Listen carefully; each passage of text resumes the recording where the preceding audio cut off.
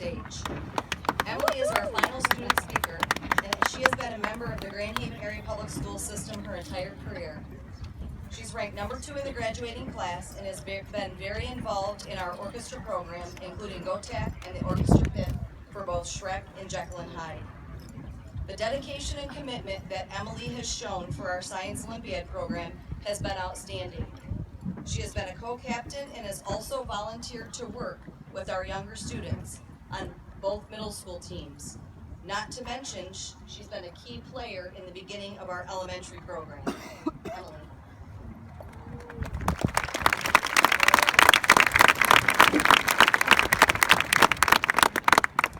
Good afternoon. I'd like to begin by expressing my sincere thanks and gratitude to everyone who's here today cheering on our graduates. Teachers, administrative staff, friends and family, and other distinguished guests. None of us would be here today without your support, and we are forever grateful. Secondly, I'd like to congratulate all of our graduates. Class of 2016, we did it, and we're about to graduate from high school.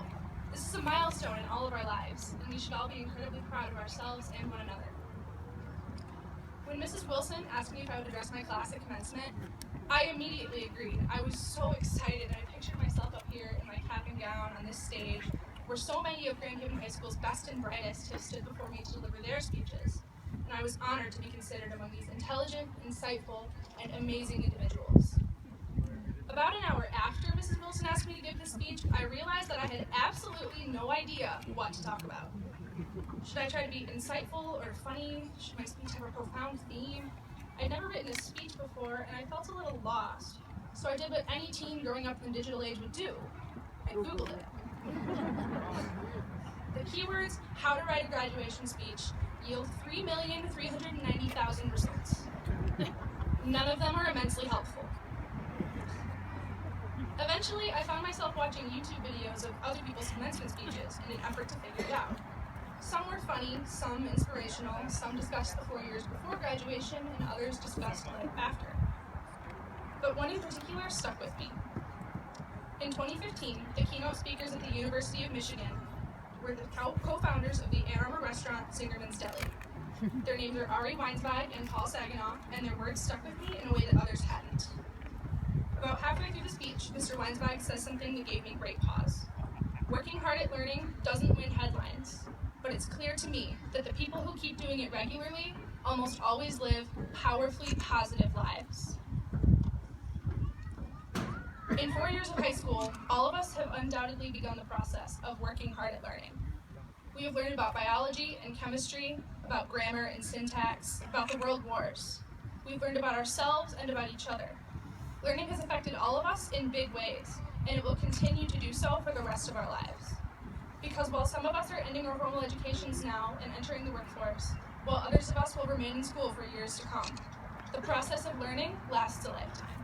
It is not confined to the years we spend in classrooms completing assignments.